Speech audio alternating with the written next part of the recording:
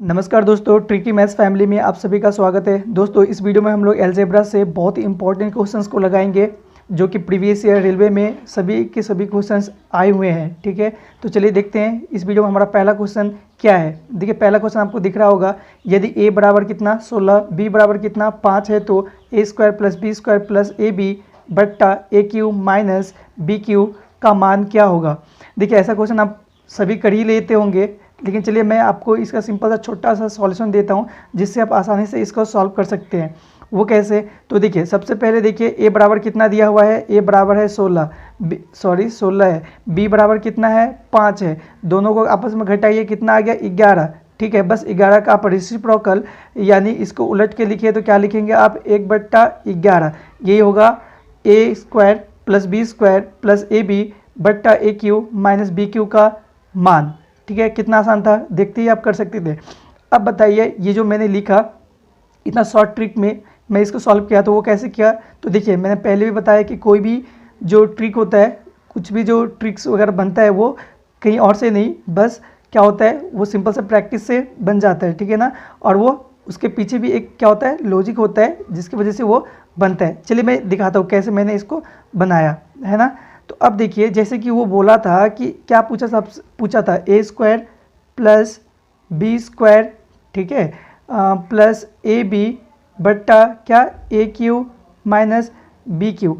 तो अगर आपको ए क्यू माइनस बी क्यू का फॉर्मूला पता हो तो आप कैसे लिखेंगे इसको, तो ऊपर तो हो जाता है A square plus B square plus A B, अब बट्टा में इधर क्या हो जाता है, इधर होता है ए माइनस बी, ठीक है, और इधर हो जाता A square plus B square plus A B. ठीक है, ये होता ना। तो देखिए इधर से A square plus B square plus A B और नीचे A square plus B square plus A B cancel हो गया, बच्चा क्या आपके पास ऊपर में 1 और नीचे ए माइनस बी। तो ए बराबर कितना था, ए बराबर था आपका 16 और बी बराबर कितना था 5। ठीक है, 5 तो आपने घटाया कितना हो गया 11 और ऊपर 1, तो इसीलिए आंसर हो गया 1/11। ठीक है, तो कोई ट्रिक नहीं। ठीक है, मैं क्या किया यहीं से उसको उस ट्रिक को लाके आपको दिखाया। ठीक है, आप भी इस तरह से आगे भी अलजेब्रा के पोर्शन में यूज़ कर सकते हैं, इस तरह का ट्रिक बना सकते हैं, बस प्रैक्टिस की थोड़ी सी ज़रूरत होगी। ठीक है, चलिए अगला क्वेश्चन देखते हैं। देखिए अगला क्वेश्चन हमारा क्या है, तो देखिए हमारा अगला क्वेश्चन है, यदि एक्स स्क्वायर प्लस के एक्स प्लस 2 का गुणक x प्लस 3 हो तो k के बराबर है, मतलब k किसके बराबर है, मतलब k का वैल्यू क्या है, सिंपल सा। ठीक है, तो देखिए जो गुणक दिया हुआ है ना, आप इस तरह के क्वेश्चन को उस गुणक से स्टार्ट कीजिए। तो गुणक कितना दिया हुआ है, गुणक जो है x प्लस 3 है, गुणक क्या दिया हुआ है x प्लस 3, तो आप वहीं से स्टार्ट कीजिए। तो x प्लस 3 इसका तो हम 0 लिख सकते हैं, तो हाँ लिख सकते हैं क्योंकि क्या है उस इक्वेशन का ये गुणक है। तो x का वैल्यू क्या हो गया, देखिए -3 हो गया, x का वैल्यू -3 हो गया। तो बस आप यहीं से सॉल्व करना स्टार्ट कर दीजिए। तो देखिए आपका इक्वेशन क्या दिया हुआ था एक्स स्क्वायर, ठीक है, प्लस के एक्स प्लस 2। ठीक है, तो इसके बराबर हम 0 मान सकते हैं, तो हाँ मान सकते हैं। आगे अब वैल्यू जो है x का मान पुट कर दीजिए, आपका आंसर आ जाएगा। तो देखिए इधर हो जाएगा -3 का स्क्वायर प्लस के इंटू -3, ठीक है, और इधर +2 इसका टू क्या हो गया 0। आगे सॉल्व कीजिए तो देखिए क्या हो जाएगा, यहाँ पर हो जाएगा 9 प्लस यहाँ पर क्या हो जाएगा, अच्छा ये प्लस माइनस माइनस यहाँ पर माइनस रह जाएगा। ठीक है, यहाँ पर क्या हो जाएगा -3k, ठीक है, और इधर +2। ठीक है, सॉरी देखिए क्वेश्चन में 12 है ना, क्वेश्चन में 12 है तो यह पूरा का पूरा क्या होगा 12 होगा। ठीक है, यहाँ पे 12 होगा। ठीक है 12। ठीक है, अब आगे सॉल्व कीजिए, आगे सॉल्व कीजिए तो क्या हो जाएगा, देखिए इधर बराबर में 0, 12 और 9 को जोड़ेंगे तो कितना हो जाएगा, 12 और 9 को जोड़ेंगे तो आपका हो जाएगा कितना 21। ठीक है, तो इधर हो गया -3k और 21 को साइड चेंज करेंगे तो क्या हो जाएगा, तो इधर हो जाएगा -21। ठीक है, तो देखिए -3k से -21 कितना बार में कटेगा 7 बार में, तो देखिए k का मान क्या आ गया 7। ठीक है, तो k का वैल्यू क्या होगा 7, जिस भी ऑप्शन में हो टिक कीजिए और आगे बढ़िए। ठीक है, चलिए देखते हैं हमारा अगला क्वेश्चन आखिर क्या है।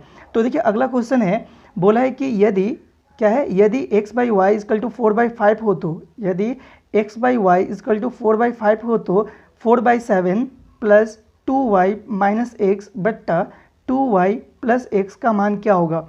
बहुत ही आसान होता है इस तरह के क्वेश्चन को करना। देखिए आपको स्टार्ट कहाँ से करना है, जो गिवन वैल्यू है, गिवन वैल्यू एग्जैक्टली यहाँ पर क्या है, तो गिवन वैल्यू है यहाँ पे x/y इक्वल टू कितना x/y इक्वल टू 4/5 जो कि गिवन है। ठीक है, अब इसको रेशियो में बदल लीजिए तो क्या हो जाएगा, आप लिख सकते हैं x/y इक्वल टू क्या लिखेंगे 4/5, यानी आप बोल सकते हैं कि x इक्वल टू 4 और y का वैल्यू हमारा क्या हो जाएगा 5 हो जाएगा। तो बस आपका 90% आंसर आ चुका है। जब आपको वैल्यू पता है तो बस इस वैल्यू को जो जिसका मान निकालना है उस पर रख दीजिए और आपका आंसर निकालिए। ठीक है, आई होप आप खुद कर लेंगे। चलिए देखते कितनों का आंसर राइट आता है। आपको इसको क्या करना है, सॉल्व करना है, इसका आंसर निकालना है और कमेंट में इसका आंसर को लिखना है। ठीक है, चलिए देखते हैं हमारा अगला क्वेश्चन आखिर क्या है। तो अगला क्वेश्चन देखिए क्या बोला है कि यदि इस समीकरण x² - 6kx + 5 = 0 का एक मूल 5 हो तो, एक मूल कितना 5 हो तो k का मान क्या होगा।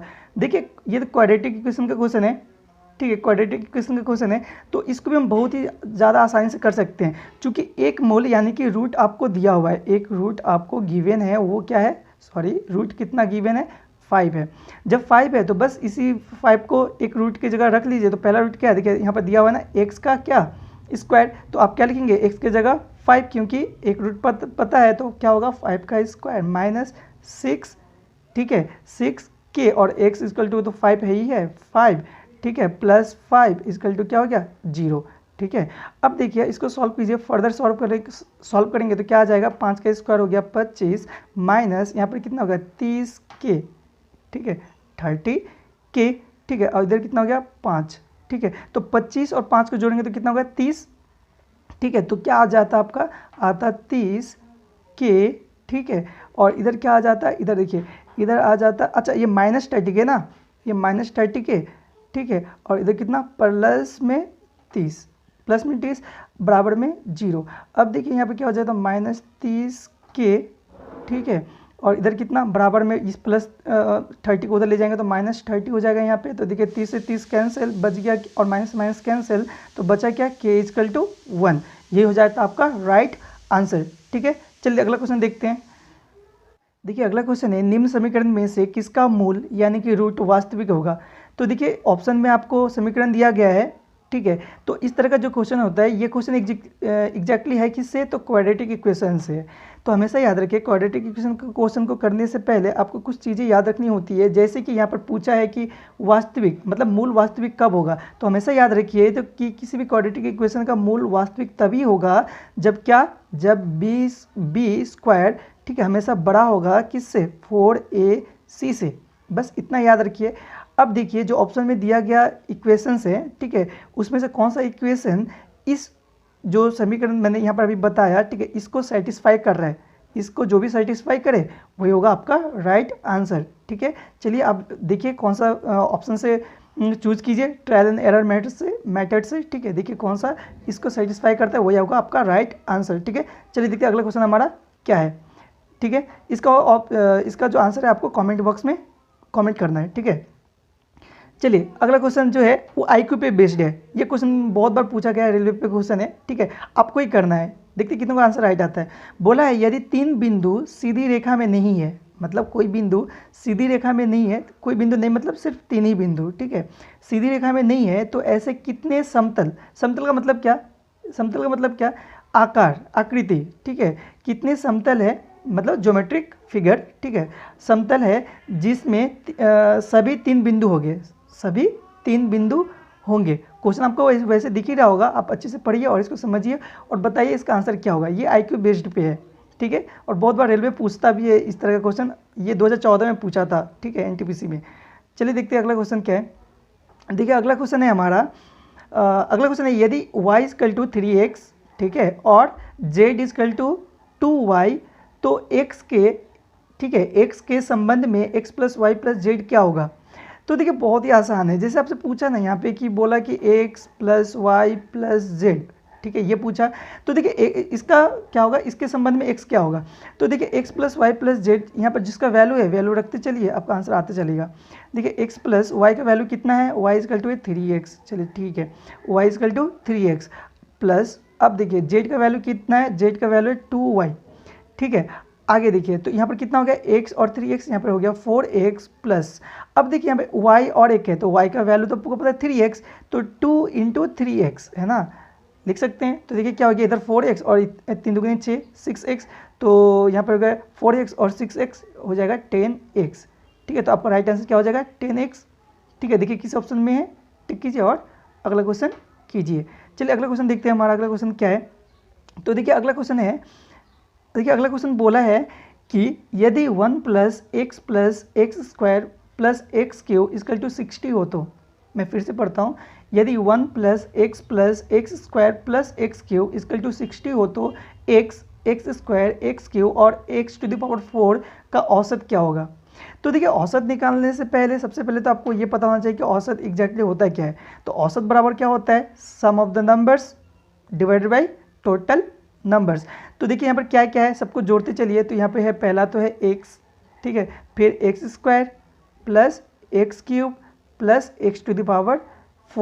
अब बट्टा में कितना संख्या, देखिए 1 2 3 4, 4 संख्या ना, कितना 1 2 3 4, तो यहाँ से 4 से हम भाग करेंगे। ठीक है, 4 से हम भाग करेंगे। चलिए अब देखिए मैं क्या करता हूँ कि यहाँ पे कॉमन ले लेता हूँ। ठीक है, मैं एक x कॉमन ले लेता हूँ। तो x जैसे मैं कॉमन लूँगा तो क्या बचेगा यहाँ पे 1। देखिए मैं बताऊँगा ये कैसे हेल्प करेगा आपको। ठीक है, कॉमन ले लीजिए आप, तो यहाँ पर हो जाएगा 1 + x + x² + क्या x³ ठीक है, और इधर क्या होगा बट्टा में 4। देखिए अब देखिए 1 + x + x² + x³ का वैल्यू क्या है, 60 दिया हुआ है ना, तो बस आपका आंसर भी आ चुका। तो यहाँ पर क्या लिखेंगे, x इंटू पूरा का वैल्यू 60 गिवन है, तो 60 बाई में यहाँ पर क्या हो जाएगा बट्टा में 4, 4 से काटिए 15 बार में 60 कट जाएगा, तो क्या आएगा 15 × x 15x। 15x देखिए किस ऑप्शन में है, वही होगा आपका राइट आंसर। 15x जो होगा वही होगा आपका राइट आंसर। ठीक है, चलिए अगला क्वेश्चन देखते हैं। तो देखिए अगला क्वेश्चन हमारा है, क्या बोला है कि यदि x ≠ 0, क्या बोला है, यदि x ≠ 0 तो निम्नलिखित में से कौन x, x² × x² के बराबर होगा। देखिए बहुत ही ज़्यादा आसान क्वेश्चन है, आप इसको ओरली कर सकते हैं। कैसे, तो देखिए यहाँ पर आपसे क्या पूछा है, x × x² का मान पूछा है। तो देखिए अगर सर्ट्स एंड इंडिसेस का अगर रूल्स थोड़ा सा पता है आपको तो इसको कर सकते हैं। जैसे देखिए आप लिख सकते हैं, यहाँ पर x है ना, x इंटू, अब देखिए x² का होल क्यूब, तो यहाँ पर क्या हो जाए x का पावर 6 और यहाँ पर इंटू x, देखिए x इंटू, मैं इसको लिख सकता हूँ ना x का पावर 6, सॉरी x⁴, तो हाँ लिख सकते हैं। बट्टा में क्या हो गया x², इसको फर्दर सॉल्व करेंगे तो क्या हो जाएगा, अब दोनों को देखिए गुना कीजिए करेंगे तो क्या हो जाएगा, सर्ट्स एंड इंडिसेस का रूल के अकॉर्डिंग बेस वही रह जाएगा, पावर आपस में जुड़ जाएगा। तो यहाँ पावर 1 है तो x का पावर क्या हो जाएगा 7/x²। ठीक है, अब देखिए जब नीचे x² है और ऊपर x का पावर 7 है, ठीक है, तो पावर हमेशा घट जाएगा क्योंकि बेस सेम है और भाग में है। तो क्या हो जाएगा आपका आंसर, तो आपका राइट आंसर हो जाएगा x का पावर 7 से 2 गया 5, x का पावर 5, ये हो गया राइट आंसर। जिस भी ऑप्शन में हो टिक कीजिए और आगे बढ़िए। तो आई होप दोस्तों सभी क्वेश्चन आपको अच्छे लगे होंगे। भले ये बेस है लेकिन पीछे प्रीवियस ईयर में आए हुए क्वेश्चन है, मैं इसके बाद एडवांस करवाऊंगा। ठीक है, तो धीरे धीरे करके मैं पूरा जो अलजेब्रा का पोर्शन है वो खत्म करवा दूंगा। ठीक है, तो बस आपको करना क्या है, चैनल को सब्सक्राइब कर रखिए ताकि हर रोज़ आपको नोटिफिकेशन मिलता रहे। मैं जो भी वीडियो डालता हूँ उसको अपडेट आपको मिलती रहेंगी। ठीक है, तो चलिए अगली वीडियो में मिलते हैं, तब तक के लिए थैंक यू। पढ़ते रहिए, सीखते रहिए।